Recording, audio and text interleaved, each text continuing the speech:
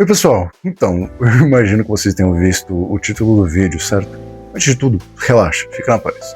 Eu não vim aqui pra te ofender e meu cérebro ainda não apodreceu completamente depois de praticamente colecionar dezenas de edits de Lux Maxim pra colocar no meu vídeo anterior. Tô aqui pra contar pra vocês sobre um fragmento de uma das maiores obras da literatura mundial. E claro, não só isso, seria eu se fosse tão simples assim, né? Mas também como que essa obra retrata um aspecto essencial da natureza humana, e portanto da sua natureza. Por isso, peço para que se acalme, relaxe e me acompanhe. Voltemos a 1866, Dostoiévski criou Raskolnikov, um jovem estudante em uma faculdade de direito que sofria de problemas financeiros. Um rapaz que passou meses isolado em um quartinho miserável, pensando, até que os pensamentos dele se tornaram um tanto mais problemáticos do que deveriam. É certo que esse é só um dos problemas dele, tendo em vista que o casamento arranjado de sua irmã, que considerava fazê-lo tão somente para garantir uma vida melhor para Raskolnikov, sua mãe doente e a notória natureza introspectiva cuja ânsia para racionalizar tudo o que o entornava, em especial suas atitudes, era uma das grandes razões por trás de suas maiores dificuldades. Essa sua natureza introspectiva e desespero por racionalizar tudo o que acontecesse em sua vida era justamente o que o impedia de agir, de tomar iniciativa, ou mesmo que tomasse, levava a resultados indesejáveis. Então era aí que residia o grande problema de Raskolnikov. Raskolnikov encontrava-se em uma situação em que já havia recorrido a todas as formas de ajuda possíveis e que foram oferecidas a ele. No entanto, sua situação financeira era o problema que persistia, o que fez com que ele penhorasse seus bens e entregasse eles a Aliona Ivanovna, uma senhora que os manteria até que ele pagasse de volta e pudesse então restituir a posse de seus bens. É óbvio que esse pagamento seria com juros. É assim que funciona um penhor, basicamente. Bom, mas você se lembra que eu mencionei a capacidade abominável dele de racionalizar tudo, principalmente suas ações? Pois agora você vai entender o porquê desse abominável. Isolado em seu quarto em São Petersburgo, e desesperado diante da fome e da raiva que preencheu seu coração devido ao que se convenceu ser soberba por parte da credora pignoratícia, isso é só uma palavra chique para se referir à senhora que havia pego seus bens em penhor, dando dinheiro a ele sob a promessa de que Raskolnikov retornaria a mesma quantia, é claro, acrescida de juros para ter suas posses de volta, ele concebeu uma teoria hedionda, teoria essa que sustentaria seus próximos atos. Tendo nas mãos um machado, antes escondido sob um suporte que ele mesmo confeccionou para a parte interna de seu sobretudo, o rapaz tirou da senhora não só as posses e o dinheiro, mas também a vida. Agora você pode estar se perguntando, mas que tipo de delírio poderia fazer parecer razoável causar isso a qualquer outra pessoa? Bom, Raskolnikov chegou até a idealizar uma teoria sobre o homem extraordinário, defendendo que certos homens, os gênios, os legisladores, os revolucionários, esses sim podem ultrapassar as barreiras morais sem culpa. Afinal, Napoleão, por exemplo, sobrepujou centenas de milhares em suas guerras, mas ninguém chama ele de destruidor. Chamam ele de gênio, de militar, de transformador da Europa, de o herói da França. Por que essa diferença? Porque, justamente segundo Raskolnikov, Napoleão pertencia à categoria dos extraordinários. Por que então ele, Raskolnikov, não poderia apagar uma velha agiota e usurária que só causa sofrimento? Essa é a essência do que eu chamei aqui de a síndrome de Napoleão. É claro que esse termo existe para outro significado na vida real, mas vamos focar na síndrome de Napoleão do livro Crime e Castigo.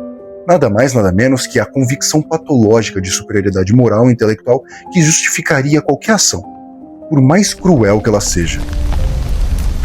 Tá bom, eu acabei de resumir da forma mais porca possível um dos maiores eventos de toda a literatura e por isso eu peço pra você que tá aí, por favor, não se deixe levar pelo meu resumo e sim, por favor, busque a obra por você mesmo, porque é tão maravilhosa que eu não sou capaz de descrever, talvez por incompetência minha, com certeza, mas por qualidade da obra, também. Fora isso, você pode estar aí se perguntando o que isso tem a ver com o resto das pessoas do mundo, ou até mesmo comigo. A gente já vai chegar nessa parte. Mas, e se eu te dissesse que existe uma condição psicológica que fazem pessoas comuns acreditarem que têm o direito de decidir por terceiros, que transforma líderes em tiranos e influenciadores em manipuladores de massas? E Dostoiévski sabia exatamente o que ele estava fazendo quando escreveu esse livro. Ele não estava só criando um personagem, estava diagnosticando um comportamento humano, um niilismo radical, um individualismo extremo, a crença de que ideias podem valer mais do que vidas humanas. Raskolnikov disse para si mesmo ali, enquanto pensava sobre o que fez com Ivanovna, que ele não estava acabando com o ser humano, mas sim com uma ideia. A ideia de que todos estavam presos a um ideal de um homem comum, que teriam de estar satisfeitos com a sua pequenez pro resto de suas vidas e nada mais poderiam almejar. Mas agora vamos sair um pouquinho de Dostoiévski e viajar ainda mais no tempo. Caio Júlio César Augusto Germânico, conhecido também como Calígula, é um dos personagens mais fascinantes da história antiga, justamente porque a gente pode rastrear sua transformação psicológica. Os primeiros momentos do seu reinado foram marcados por popularidade. Mas alguma coisa mudou. O que mudou não foi externo. Calígula participava ativamente de combates. Ele promovia espetáculos ao público. Logo, o clamor popular, suas repetidas vitórias nesses combates e espetáculos em que ele promovia, ainda que haja relatos que ele sabotava as armas de seus adversários, e outros fatores de sua personalidade fizeram com que ele começasse a acreditar genuinamente na própria divindade. Ele acreditava que ele era algum tipo de deus. Não uma metáfora política, mas realidade plena mesmo. Ele ordenou que sua estátua fosse colocada em templos, conversava publicamente com estátuas de Júpiter como se eles fossem iguais, obrigava senadores a adorarem ele como um deus. E que tal o paralelo com Raskolnikov? Não se tratava de megalomonia caótica, tinha uma lógica interna aí. Se os deuses existem, podem fazer o que bem entenderem. E ele, segundo ele mesmo, era um deus, então ele também podia fazer o que quisesse. Calígula cresceu em um ambiente altamente perigoso, muito em razão de sua convivência com seu tio e antecessor do trono, Tibério. Eu digo aqui perigoso, mas me refiro especificamente ao clima de traição e desconfiança em que ele foi criado. Seu pai deixou de assumir o trono ao ser traído e perder a vida. Seu tio tramou contra ele e suas irmãs também articularam um plano para trair ele. De toda forma, isso é essencial para entender os impactos que motivaram suas atitudes. Calígula apresentou atitudes tirânicas, uma desconfiança quase patológica e até mesmo ordenou que, desvivessem alguns membros do Senado. Eu peço desculpa nessa hora porque certas palavras, até onde eu sei, cortam o alcance do vídeo. Então vamos evitar. Mas isso tudo que eu falei aqui é a base fundamental para a gente entender o malabarismo lógico que levou Calígula a fazer o que fez. Como ele conseguiu justificar para si mesmo as suas próprias ações. Não bastava apenas a sua idealização como divindade, mas o temor de traição forneceu a fagulha que reduziu seu reinado a um punhado de cinzas, sendo lembrado até hoje como um imperador louco. Tem um relato historicamente incerto e controverso, muitos na verdade consideram ele um mito, mas eu acho que ilustra muito bem o que a gente está discutindo aqui. Calígula, segundo esse mito, teria nomeado seu cavalo em Citatos como cônsul de Roma. O que nos interessa não é, obviamente, a veracidade desse mito, mas sim a lógica por trás dele. Se para Calígula ele era divino, as convenções humanas, então, sendo o mérito, a competência, ou até mesmo a distinção entre o ser humano e o animal, para ele eram relevantes. Como Raskolnikov, Calígula estava operando em um plano moral diferente. A diferença é que Raskolnikov tinha só uma velha senhora como vítima da sua teoria. Calígula tinha um império inteiro. Isso significa propriamente que a magnitude do feito não afeta em nada a lógica que permite a subsistência da transgressão. Basta você se convencer de que você se encontra em uma posição de privilégio para executar o que se pretende, seja esse privilégio físico, moral, institucional ou intelectual. O isolamento psicológico de Raskolnikov em seu quartinho se confunde muito com um eco no isolamento de Calígula no Palácio Imperial, cercado de pessoas, mas profundamente sozinho em sua realidade alternativa. Raskolnikov recebia visitas constantes de seu amigo Razumikin, de sua mãe, de sua irmã Dunya, ou até mesmo da Sônia, que é uma das amizades que ele faz ao longo do livro. Mas mesmo assim, ele criou esse ambiente de solitude. Quanto mais poder Calígula acumulava, mais sua síndrome se confirmava. Afinal, se ele podia executar senadores por mero capricho, e nada de ruim aconteceria a ele, talvez ele realmente fosse diferente. Talvez as leis realmente não se aplicassem a ele. Ele era o imperador, afinal de contas. Então por que não poderia subir à posição de Deus? Agora a gente passa para mais um exemplo. Se Raskolnikov tivesse nascido na América no século XX e fosse um gênio matemático, ele poderia talvez ter sido Theodor Kaczynski. Boa sorte para mim tentando pronunciar esse negócio. Mas bem, o apelido dele era o Unabomber. Ele era extraordinariamente inteligente. Entrou em Harvard aos 16 anos, tornou-se professor de matemática em Berkeley aos 25, publicou artigos acadêmicos complexos e respeitados. Ele era objetivamente alguém acima da média intelectual. E era justamente esse o problema dele. Como Raskolnikov, o Theodor desenvolveu uma teoria elaborada. Para ele, a civilização tecnológica estava destruindo a liberdade e a dignidade humana. Pensa só nos inúmeros problemas que a gente enfrenta hoje e que provavelmente vão se agravar ainda mais no futuro. Crise climática, potencialização dos distúrbios sociais pelas redes, avanço da IA e os impactos que isso impõe pela demanda energética. Por isso, alguém precisava intervir para interromper esse processo. Alguém que visse mais longe do que os outros. Alguém como ele. Entre 1978 e 1995, ele enviou 16 bombas, que acabaram com a vida de 3 pessoas e feriram 23. Mas ele não se via como essa pessoa horrível. Ele se via como um revolucionário. Seus alvos eram escolhidos simbolicamente. Cientistas da computação, executivos de companhias aéreas, pessoas que representavam um avanço tecnológico. Tracemos aqui um paralelo com Raskolnikov. Ambos passaram anos em isolamento. Kaczynski vivia sozinho numa cabana rudimentar em Montana, sem eletricidade ou água encanada. Ambos racionalizaram meticulosamente seus atos. Kaczynski escreveu um manifesto de 35 mil palavras explicando sua filosofia. Ambos se viam como agentes necessários de uma verdade que outros não conseguiam enxergar. E tem um detalhe revelador aqui. Quando foi capturado, Kaczynski tinha um diário detalhado não só dos seus planos, mas de suas reflexões filosóficas. Ele debatia consigo mesmo se tinha o direito de fazer o que fez. E concluiu que sim, porque, segundo ele, o bem maior da humanidade justificava o sacrifício de alguns indivíduos. A diferença crucial aqui é que Dostoiévski deu a Raskolnikov algo que Kaczynski nunca teve: o confronto com a consequência emocional. É justamente que encontra aí o castigo de crime e castigo. Raskolnikov é forçado a sentir o peso do que fez. Na vida real, Kaczynski permaneceu convicto de sua correção até o fim. Isso revela algo fundamental sobre a síndrome de Napoleão. Ela é mais difícil de curar quando a pessoa é genuinamente inteligente, porque a inteligência fornece ferramentas infinitas para justificar qualquer coisa. Tá, e agora o último exemplo. Um exemplo mais sutil, mas igualmente revelador. O fenômeno dos gurus de autoajuda e desenvolvimento pessoal. Eu tenho que falar sobre eles, foi mal. Eu não tô falando de nenhuma pessoa específica, tá? Mas sim de um padrão que se repete constantemente. Indivíduos que constroem impérios digitais prometendo ensinar as pessoas a serem extraordinárias, enquanto implicitamente, ou até explicitamente, se colocam como já tendo alcançado esse estado. A estrutura é familiar. Eles se apresentam como alguém que acordou enquanto os outros ainda dormem, que burla a realidade, enquanto outros ainda seguem o script. Entende os segredos do sucesso, da abundância, da consciência, segredos que a pessoa comum desconhece. E aqui está o paralelo com Raskolnikov, a mesma divisão binária da humanidade. Esqueça os ordinários e junte-se aos extraordinários, aos Napoleões. De um lado, eles e seus seguidores iluminados. Do outro, as pessoas limitadas, os escravos do sistema, aqueles presos na Matrix. O que torna isso uma manifestação da síndrome de Napoleão, que é o fenômeno que a gente está tentando entender aqui, não é simplesmente a autoconfiança. É a justificação moral de comportamentos questionáveis baseada nessa suposta superioridade. E aqui está a parte essencial. Muitos desses indivíduos genuinamente acreditam no que eles dizem. Eles não se veem como manipuladores, veem-se como professores incompreendidos. Passaram tanto tempo dentro da sua própria bolha, da sua própria ficção, recebendo validação constante de seguidores, que a linha entre confiança e delírio se confundiram completamente. Ela desapareceu. Agora a gente vai para o núcleo da questão. O que torna a nossa época particularmente suscetível a tal síndrome de Napoleão? Não é a primeira vez que eu menciono Durkheim aqui e seu conceito de anomia, o estado em que as normas sociais se desintegram, deixando o indivíduo sem referências morais compartilhadas. Raskolnikov vivia nessa tal anomia. A Rússia czarista, em seus momentos finais, próxima da ruptura para a chegada do regime bolchevique, estava em uma crise de valores, algo profundamente ligado a períodos de transição e mudança significativa. E a gente vive hoje na maior crise de anomia já documentada. As redes sociais fragmentaram a realidade em milhares de micro-realidades. Não existe mais um consenso sobre o que é verdadeiro de fato, o que é importante, o que é certo. É a mácula do relativismo moral.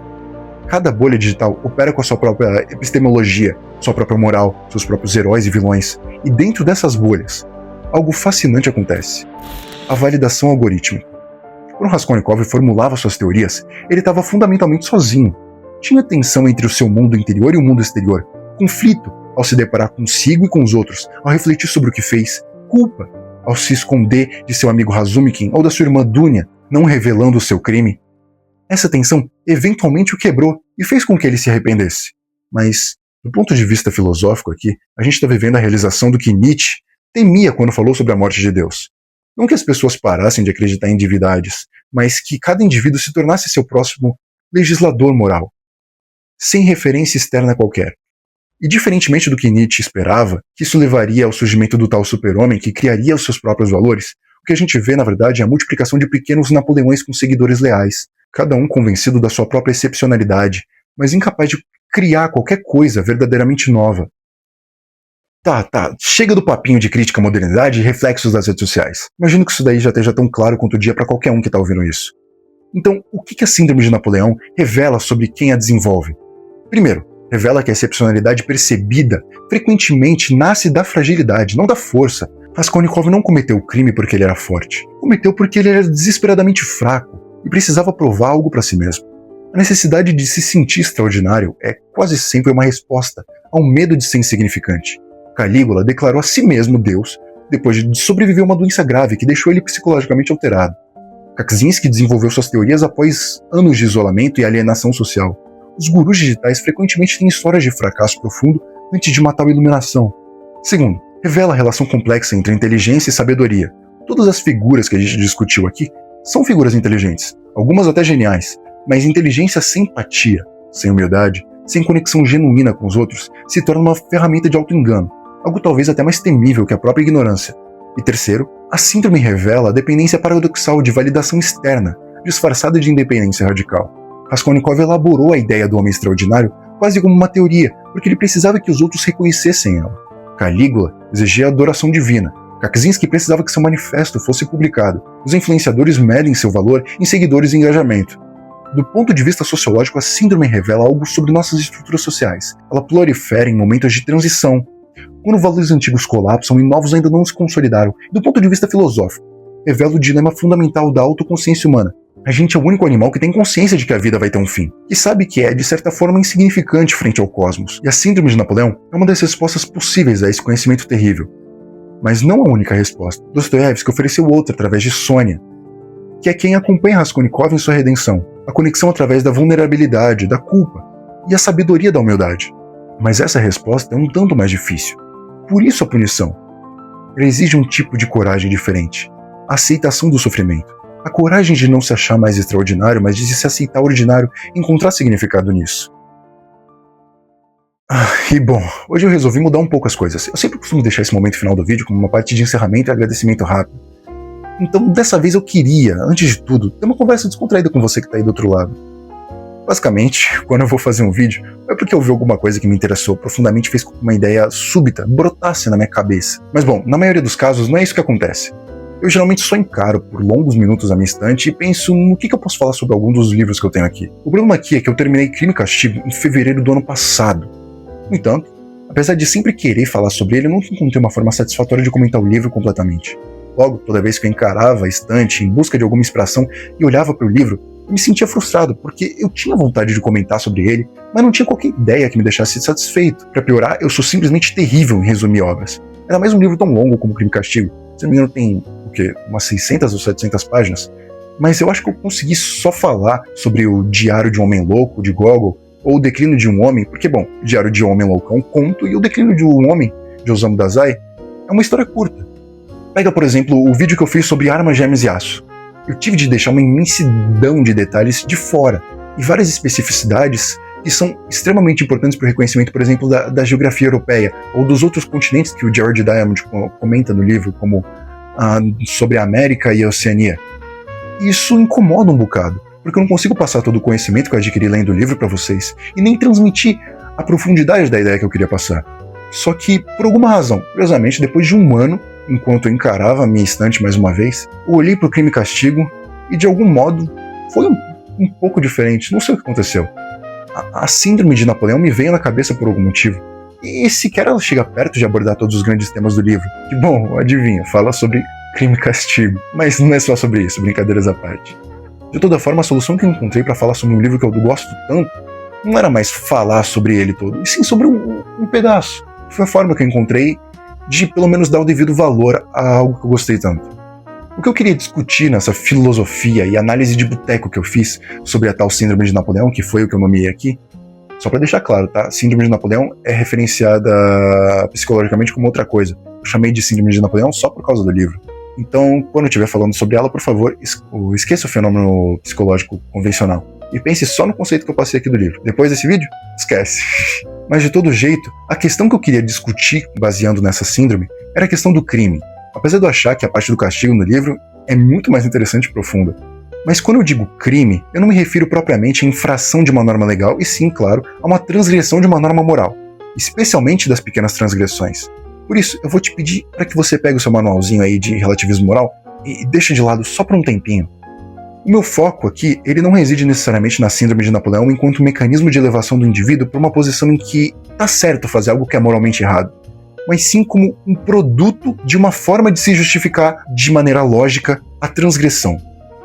Veja aqui que o que eu quero dizer é que você não precisa se ver como Deus ou como um herói de guerra para justificar qualquer mal que você quer fazer. Basta você entender que existe uma razão por trás daquilo.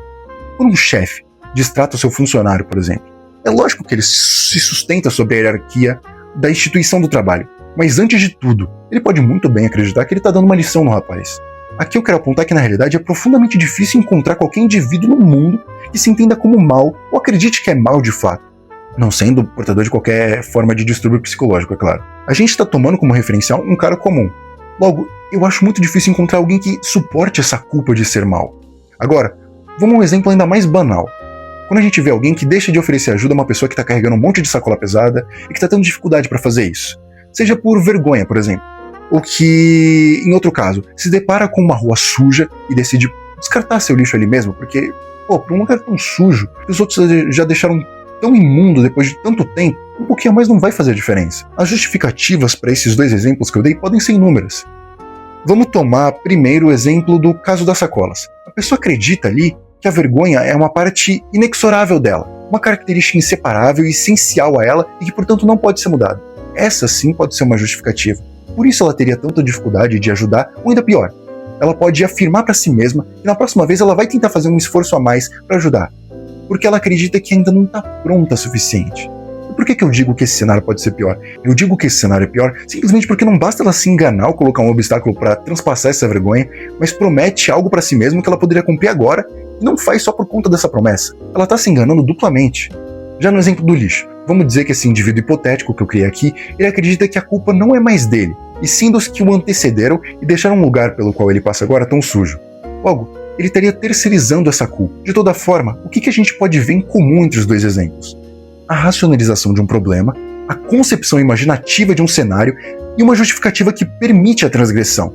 Ou seja, ninguém suporta moralmente a ideia de ser mal.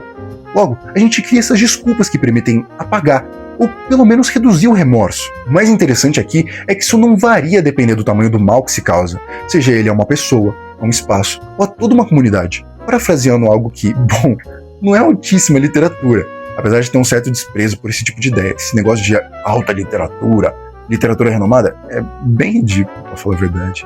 Mesmo achando que os clássicos, eles merecem sim o seu valor. Mas voltando à frase... Se eu tiver que escolher entre o mal menor e o maior, prefiro não escolher.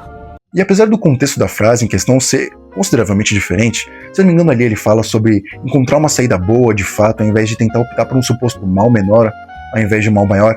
Eu acho que, nesse caso, se a gente pegar essa frase, em que tanto faz se é um mal maior, médio ou menor, ela se aplica muito bem ao que eu quero dizer aqui. Isso é, se o mecanismo que te permite causar o mal, e esse mecanismo é propriamente a racionalização e a justificação do problema, é o mesmo, independentemente da proporção que o mal toma, você vai ser capaz de usar esse mecanismo a qualquer momento, mesmo se o mal for grande, mesmo se ele for pequeno, qualquer que seja o mal.